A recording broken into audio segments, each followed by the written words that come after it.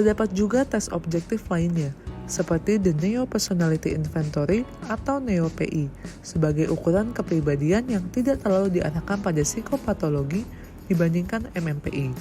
Tes ini tidak diarahkan pada kategori diagnosis tertentu, melainkan hanya pada karakteristik kepribadian secara universal atau umum. Dalam dekade terakhir, alat tes kepribadian telah digunakan untuk tujuan yang lebih luas, seperti dalam seleksi pekerjaan, tujuan forensik, dan lain sebagainya. Psikoterapi.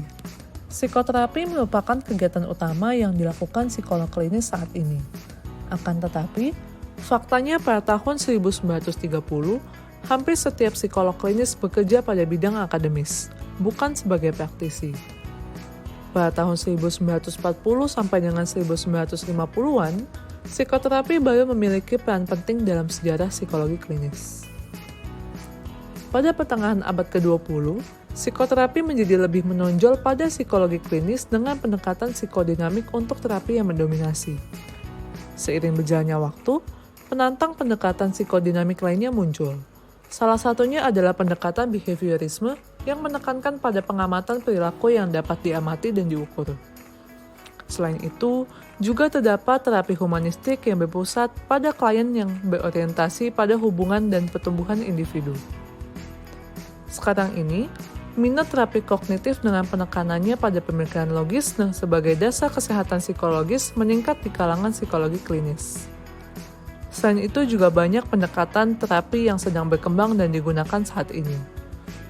Pilihan terapi yang tersedia untuk psikologi klinis nyatanya tidak selalu ada, dan oleh sebab itu, metode ini terus berkembang sepanjang sejarah. Development of the profession. Profesi psikologi klinis yang kita temui sekarang telah mengalami banyak perkembangan dari awal dicetuskannya. Pada tahun 1917, didirikan American Association of Clinical Psychologists, yang pada tahun 1919 namanya dialihkan menjadi Clinical Section of the American Psychological. Pada tahun 1940-an, American Psychological Association atau APA mulai mengakreditasikan program pasca sarjana yang menawarkan pengalaman pelatihan sesuai dalam terapi, penilaian, dan penelitian. Lalu, pada tahun 1950-an, pendekatan terapi mulai berkembang biak dengan perilaku baru dan humanistik atau pendekatan eksistensial yang menyaingi teknik psikodinamika. Pada tahun 1953, APA mempublikasikan kode etik pertama mereka.